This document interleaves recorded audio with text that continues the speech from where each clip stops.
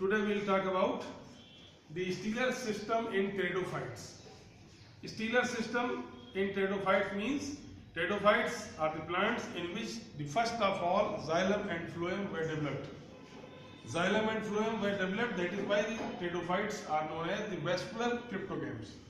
Vascular cryptogams means pteridophytes.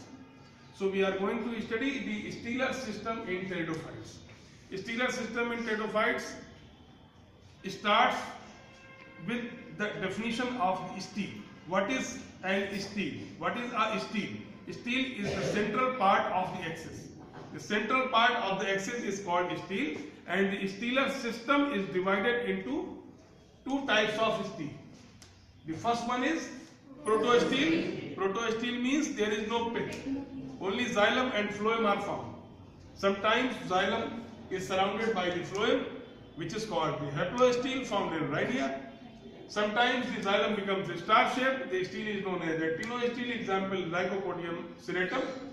Sometimes the plates of xylem and phloem are found, and such stele is known as plectostele, found in Lycopodium clavatum, and the mixed protostele, which is found in Lycopodium cerbum. So protostele is divided into four types of steles, but there is no pith at all. Now comes siphonostele. Siphonostele is the stele in which the pith is found. The pith is present, and it is divided into two types of stele: the ectoploic and the amphiploic. Ectoploic stele means the stele in which the phloem is found outside the xylem. The ectoploic, this is xylem and this is outer phloem, which is found in equisetum. And the another one is amphiploic siphonostele. Amphiploic siphonostele means the word amphi means both sides. So amphiploic siphonostele in which the phloem is found on both sides of xylem. Both sides of xylem. This is called amphiploic siphonostele, and the example is Marsilia rhizome, and this Marsilia rhizome is very important for the different types of competitions. You will find everywhere, if you go to qualify any competition exam, then you will find the question of amphiploic siphonostele. This is very, very important. Okay. Now the modification of stele. Modification of stele is known as solenostele, in which the stele becomes C-shaped.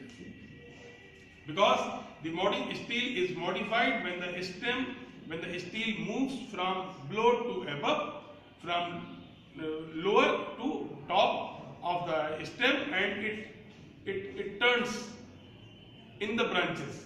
So when it turns in the branches, the stele is modified and it becomes C-shaped, which is called solenostele, and it is identified by the presence of leaf web and leaf trace. It is also of two types, ectoploic and amphiploic, and the most important, the most advanced stele is polycyclic stele, in which the stele is divided into many parts. Each part is known as meristele, and such stele is found in ferns, especially in Dryopteris. The stele is known as polycyclic stele. So this is the stelar system which was developed by, which was given by Van Thegan and Dauliot. The name of scientist is very important. Van Thegan and Dauliot produces this stelar system in pteridophytes. Is that clear? Any doubts? So what is protostele? What is stele? What is protostele? What is siphonostele?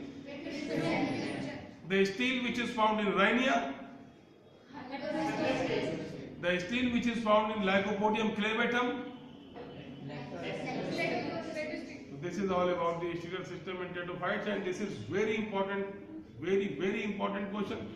It has been appeared in so many times in your BSc examinations and in all other competitive examinations. Okay? Clear? Okay.